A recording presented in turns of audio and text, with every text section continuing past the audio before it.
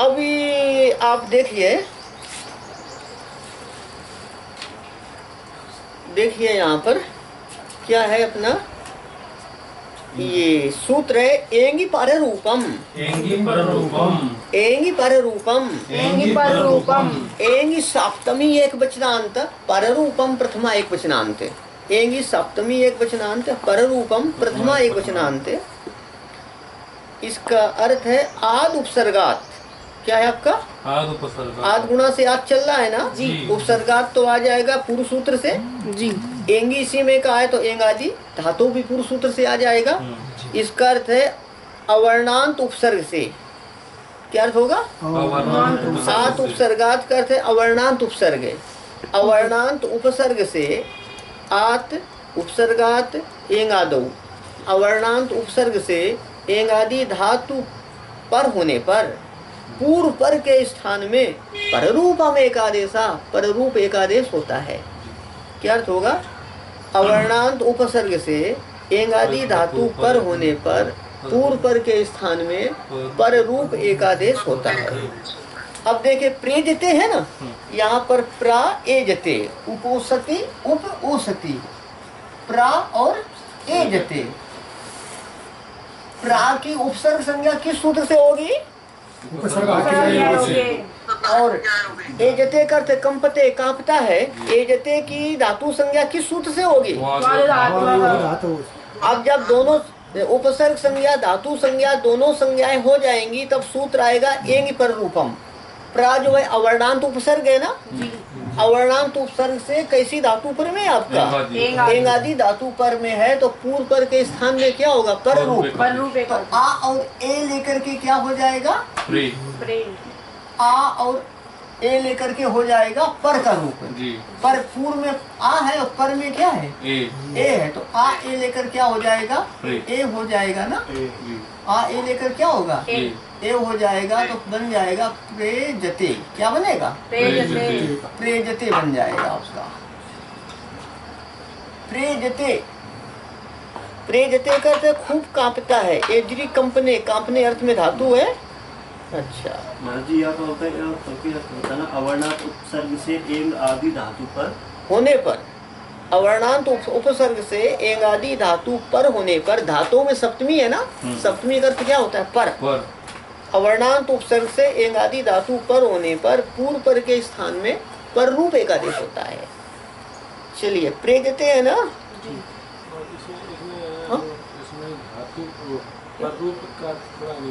पर रूप का मतलब है ये आ और ए दो है ना, आ और ए। इसमें पूर्व में क्या है बोलो? पूर्व में आ है और पर में क्या है? ए। तो पर का रूप यही है जो दिखाई दे रहा है आपको। आ ए मिला करके क्या होगा? तो पर का रूप होगा। पर का रूप मतलब पर में जो दिखाई दे रहा है यही पर का रूप ए हो जाएगा। पर रूप का मतलब पर का रूप हो जाएगा। पर का रूप ए जो दिखाई दे रहा है यही हो जाएगा। प्रेजते क्या होगा? हाँ प्रेजते हो जाएगा। उपोषति है ना, उपोषति कैसा है? उपोषति। उप की उपसर्ग संज्ञा हो गई जी कि हाँ ये उप जो है प्रादि में आता है जी। बोलो प्रादि।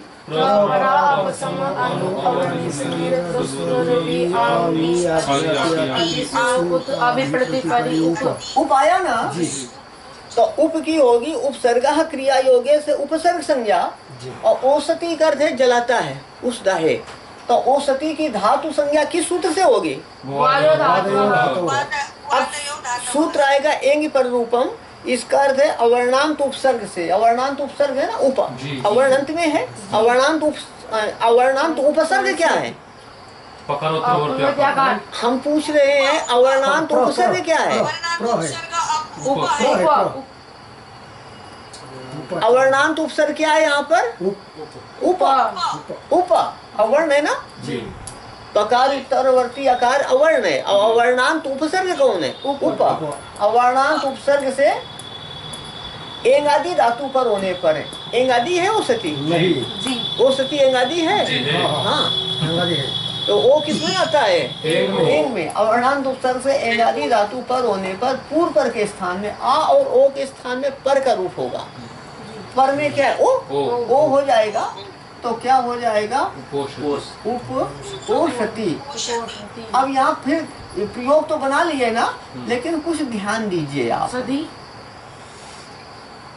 उपोषति है ना, ये ध्यान रखना चाहिए। लिखने में बोलने में कहीं त्रुटि हो तो याद दिलाना। उपोषति, ठीक है ना, इसका अर्थ है जलाता है। देखो प्रयोग तो बन गए, कुछ ध्यान दो। प्रारिच्छति है ना, या नहीं प्रेजते है ना, प्रावेजते। यहाँ आपने क्या किया? पर रूप। किस सूत्र से? और पहले यहाँ प्राप्त क्या था? वृद्धि रेचि से वृद्धि प्राप्त थी ना। प्रेजते यहाँ क्या प्राप्त थी? वृद्धि रेचि से। और उपओषति यहाँ भी क्या प्राप्त था? वृद्धि रेचि से। तो ये वृद्धि का अपवाद सूत्र एंगी पर रूपम। ये वृद्धि रेचि का अपवाद है। कब अपवाद होगा? जब अवर्णांत उपसर्ग से एंग आदि धातु पर में हो तो अपवाद हो जाएगा। ठीक है, ये वृद्धि रेचि का अपवाद है।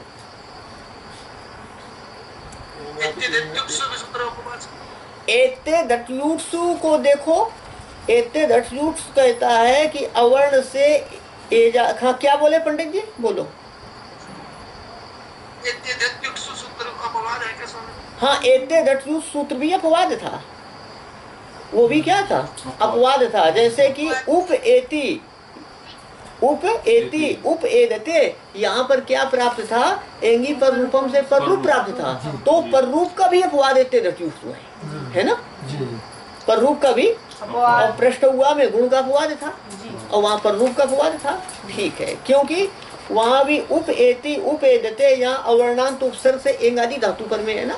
तो उपैत उपैदते में किसका अपवाद है? वह एंगी पर रूप का, और पृष्ठ हुआ में गुण का। ठीक है,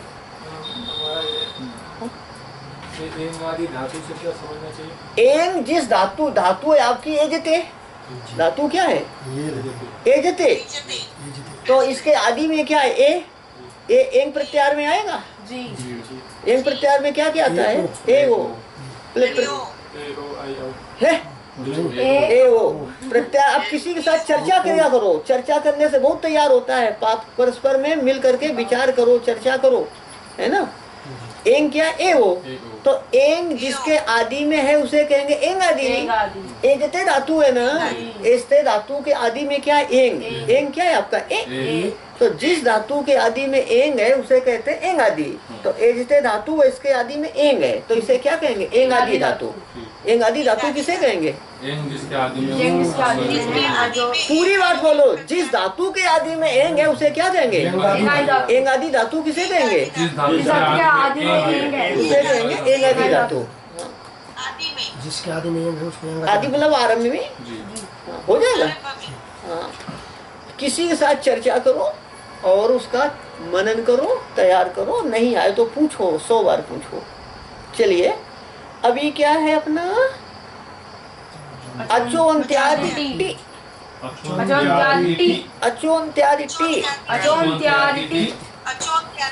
यहाँ अचः षष्ठी एक वचनांत, अंत्यादि प्रथमा एक वचनांत, टी प्रथमा एक वचनांत, अचः पंचमी एक वचनांत, नहीं अचः षष्ठी एक वचनांत। अचः कैसा है? अचः षष्ठी एक वचनांत, अंत्यादि प्रथमा एक वचनांत, टी प्रथमा एक वचनांत।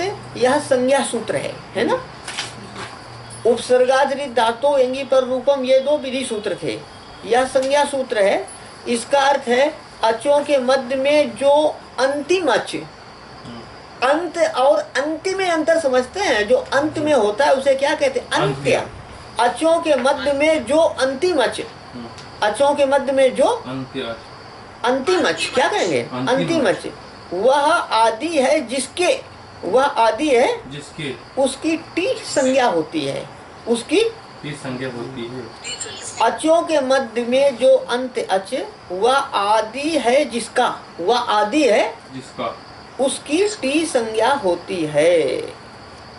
उसकी क्या संज्ञा होती है? टी संज्ञा होती है।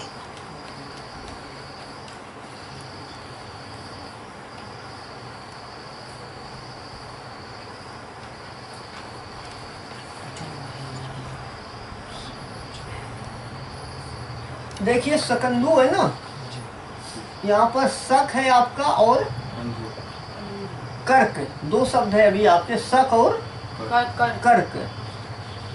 दो पर देखो, ये शक में कितने अच हैं? दो। शक में कितने अच हैं? कौन कौन? शकार उत्तरवर्ती अकार और ककार उत्तरवर्ती अकार। इसमें अंतिम अच कौन है? ककार उत्तरवर्ती। वो किसके आदि में है? शक के। सक के तो अंत में है, किसके आदि में है? ककार के आदि में। अरे ककार उत्तरवर्ती अकार ककार के आदि में होगा। ककार उत्तरवर्ती, ककार के उत्तर में जो आया है, ककार के जो बाद में आया है, वो ककार के पहले हो सकता है? नहीं। तो फिर कैसे कहते हैं ककार उत्तरवर्ती आकार सकार के है? सकार उत्तरवर्ती आकार। नहीं, मैं पूछ क्या रहा हूँ, सक में ककार उत्तरवर्ती आकार किसके आदि है? उसी के आदि। खुद के आदि में। ध्यान देना, आप ये समझ सकते हैं कि ककार उत्तरवर्ती आकार यहाँ तो किसी की आदि में नहीं है, ये कह सकते हैं ना। तो सक है ना, यहाँ पर शा आ का आ यही है ना। यदि कहें ककार किसके आदि में है तो आप कह सकते हैं आ के आदि में है, पर ककार उत्तरवर्ती आकार किसी की आदि में है? नहीं है। तो ध्यान देना, किसी का दो पुत्र होते हैं तो कोई पुत्र ज्येष्ठ होता है, कोई कनिष्ठ होता है, और जिसका एक ही पुत्र होगा तो क्या कहेंगे, यही मेरा बड़ा पुत्र है, यही मेरा छोटा पुत्र है, सब वही होता है ना। तो ऐसा उपचार से कहा जाता है। तो ऐसे ही यहाँ पर जब एक ही है ना तो किसके आदि में है, कहेंगे अपने ही आदि में है। किसके आदि में? ये मुख्य प्रयोग नहीं है, गौण प्रयोग है। बताइए समझ में, कोई एक से अधिक पुत्र होने पर कोई ज्येष्ठ होगा, कोई कनिष्ठ होगा, कोई छोटा होगा, कोई बड़ा होगा। एक होगा तो लोग क्या कहते हैं, यही मेरा छोटा है, यही मेरा बड़ा है। उसके अनुसार ही यहाँ किसके आदि में कहा गया, अपने आदि में। ठीक है ना। तो सूत्र कहता है अचो अंत्यादि, अचो के मध्य में दो जो अंतिम अच, यहाँ दो अच हैं, सकार उत्तरवर्ती आकार ककार उत्तरवर्ती आकार, उनमें अंतिम अच कौन है, ककार उत्तरवर्ती आकार। वो किसके आदि में है? हाँ, स्वयं के आदि में है। तो जिसके आदि में उसी की टी संज्ञा होगी। तो जब स्वयं के आदि में है तो किसकी टी संज्ञा होगी? आकार की। स्वयं की आकार की टी संज्ञा होगी, आकार की। तो इसी प्रकार कर्क शब्द है ना, कर्क में कितने अच हैं? दो है ना, ककार उत्तरवर्ती आकार और बाद में भी ककार उत्तरवर्ती आकार। अंतिम अच जो है ना, बाद वाला आकार, वो किसके आदि में कहेंगे? स्वयं के आदि में। तो उसकी टी संज्ञा किसकी होगी? आकार की। आकार की टी संज्ञा होगी। अब इन दो प्रयोगों को देखो, सकंद्वादिषु पररूपम वाच्यम। सकंद्वादि गण में पठित शब्दों को, सकंद्वादि गण में पठित शब्दों की टी को पर रूप कहना चाहिए।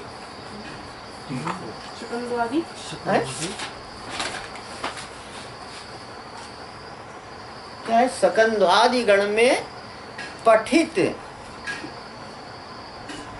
शब्दों की टी को पर रूप कहना चाहिए।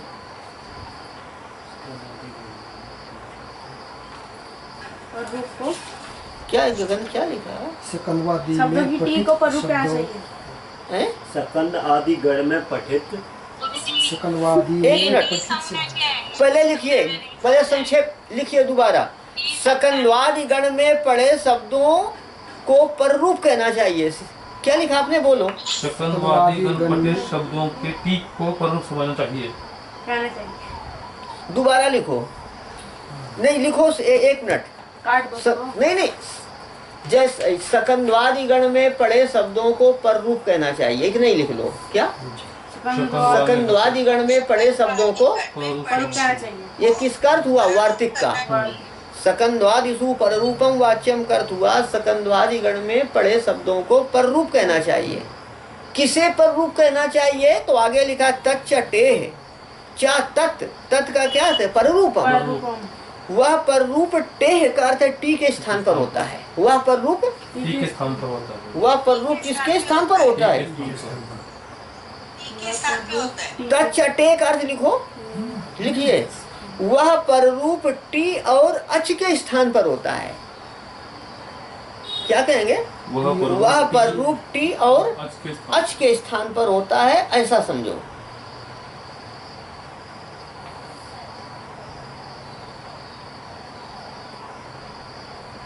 वह पर रूप टी और अच के स्थान पर होता है। अब इसको समझने का प्रयास करो। शक है ना, इससे आएगा आपका अंधु। तो आपने टी संज्ञा किसकी की है शक में? आकार की ना, ककार उत्तरवर्ती आकार की टी संज्ञा हुई है। और सकंदु एक सकंदवादी गण है, सकंदु आदि, उसमें सकंदु आदि शब्द पढ़े गए हैं, सकंदु आदि शब्द पढ़े गए हैं। तो सकंदवादी गण में पढ़े शब्दों को पररूप कहना चाहिए। पररूप होगा टी को, मतलब टी और अच के स्थान पर, टी और अच के स्थान पर का रूप होगा। क्या? टी और अच के स्थान पर का रूप। तो टी क्या है आपकी? आ, और अच क्या है? टी के बाद वाला अच लेना है। टी है आ और अच क्या है आपका? आ। तो वो पररूप क्या बताए? टी और अच के स्थान पर होना चाहिए। टी और अच के स्थान पर क्या होगा? पर का रूप। तो पर में क्या है? आ। तो ये टी आ और आ लेकर के आ हो जाएगा पर का रूप। आ और आ लेकर क्या होगा? पर का रूप आ हो जाएगा। तो हो जाएगा सकंधु। क्या बनेगा? सकंधु बन जाएगा। सबसे पहले तो हाँ होती ना आकाशवाणी प्राप्त। हाँ, सक अंधु में दीर्घ प्राप्त है, आकाशवाणी दीर्घा से सवर्ण दीर्घ प्राप्त है। अब देखना सकंधु बन गया ना। इसी प्रकार से आप देखेंगे करकंधु, कर के और अंधु है। तो यहाँ पर टी संज्ञा किसकी की है आपने? ककार उत्तरवर्ती आकार की आपने की है टी संज्ञा। तो अब इसमें जब टी संज्ञा इसकी हो जाएगी तो ये सकंद्वादिषु पररूपम वाच्यम से किसके स्थान पर पररूप होगा? टी किसके स्थान पर होगा? पररूप किसके स्थान पर होगा? टी और अच के स्थान पर। तो टी है आ और ये पर में क्या? अच क्या है? आ। टी है आ और अच क्या है? आ। तो दोनों के स्थान में पर का रूप हो जाएगा, अर्थात आ हो जाएगा। तो हो जाएगा कर के अंधु। तो क्या बनेगा? करकंधु बनेगा। सकंधु, सकंधु, करकंधु। यदि यहाँ वार्तिक नहीं होता पर रूप करने वाला तो क्या होता? दीर्घ, सवर्ण दीर्घ होता। क्या होता? सवर्ण दीर्घ होता। इस वार्तिक के न होने पर, हाँ ध्यान है, इस वार्तिक के न होने पर क्या होता? सवर्ण दीर्घ होता। तो सकंधु सवर्ण दीर्घ होता ना। हाँ, ये बताइए यहाँ पर चलो जो संधि पढ़े हैं पहले से, तच्चा, तच्चा में बोलिए क्या हुआ है? जो तच्चा। अच्छा, और एक आया था यहाँ पर तट्टी संयम क्या? हाँ, क्रम ध्यान रखना। जो क्रम बताया था सूत्रों का, उसी क्रम से आप सूत्रों को लगाएंगे, है ना। तो सकंदु करकंदु हो गया ना। यहाँ पर ये क्या है कि सकंदु करकंदु ये किसी शक देश का अंधु, अंधु मतलब कूप, शक देश का, शक किसी देश का नाम है, शक देश का कूप और कर्क देश का कूप, ऐसा इसका अर्थ है। शक देश का कुआ, कुआ, कूप। क्या है अंधु का मतलब? क्या बोले आचार्य जी? ये शक और कर के ये देश विशेष के वाचक हैं, किसी देश के वाचक हैं। और अंधु का अर्थ होता है कूप। कूप समझते हैं? कुआं जहाँ से पानी खींचते थे ना पहले रस्सी से, क्या कहते मराठी में? कूप। विहीर। हाँ, नेपाल में इनार कहते हैं। कुआ। हाँ, हिंदी में कुआ कहते हैं, संस्कृत में कूपम। मराठी में विहीर। हाँ, संस्कृत में कूपम कहते हैं। देखिए, तो अपना ये सकंदु करकंदु हो गया। एक प्रयोग और देखते हैं। ये मनीषा आ गया। मनीषा, मनीषा शब्द आ गया ना। और मनीषा दीदी भी कोई पढ़ती है, तो मनीषा भी आ गया। अब देखिए, और किसी छात्र का नाम में आया? नहीं आया। नहीं आया और आगे भी आना नहीं है। मेरा आता आपका आया था शिवाय ओम नमः। अच्छा मनीषा, मेरा तो पहले आया था। मनीषा है ना। तो यहाँ पर मनस ईसा आने वाला है। क्या आपका मनस तो मनस देखो मनस है, मनस में कितने अच है? दो। अच। मनस सकारांत है ना, जी। मकार उत्तरवर्ती अकार और नकार उत्तरवर्ती अकार, दो अच है ना। तो अचों के मध्य में अंतिम अच कौन है? नकार उत्तरवर्ती अकार है ना।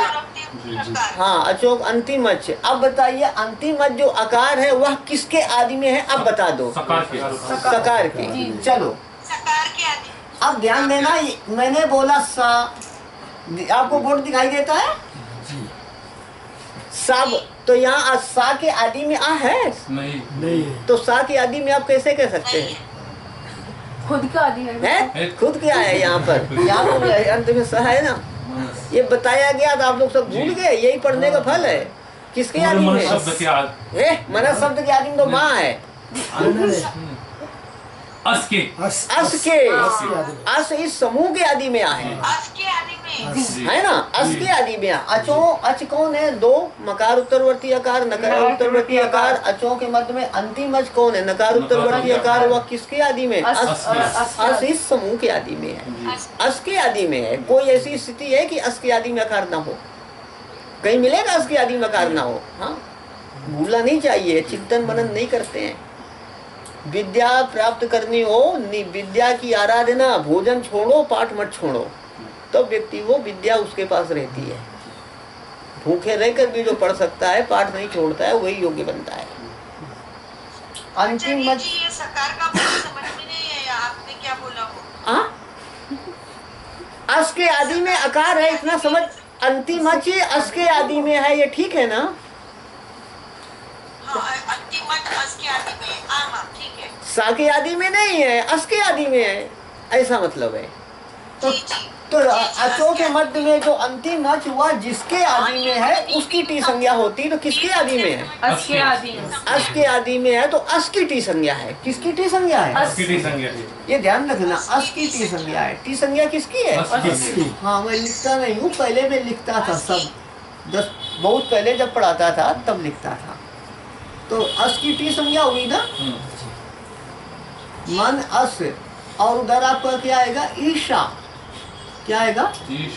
ईशा है ना।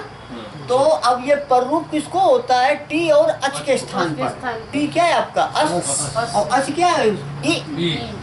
तो ये टी और अच के स्थान पर का रूप हो जाएगा। शिवम देखिए, टी अस और ई, इनको पर का रूप होगा। अस और ई मिलकर के ई हो जाएगा, है ना। मन ईशा क्या बनेगा? मनीषा। सर जो स्वरूप प्राप्त है वहाँ पर। चुप रहो, पहले होने दो। तो क्या बनेगा? मनीषा। ईशा का अर्थ है नियंत्रण करने वाली। मन पर नियंत्रण करने वाली कौन होती है? बुद्धि। कौन होती है? बुद्धि। तो मनीषा का अर्थ है बुद्धि। अमर कोश में है बुद्धिर मनीषा धिषणाधि प्रज्ञा स्याद सेमुसी मति। हाँ अमर कोश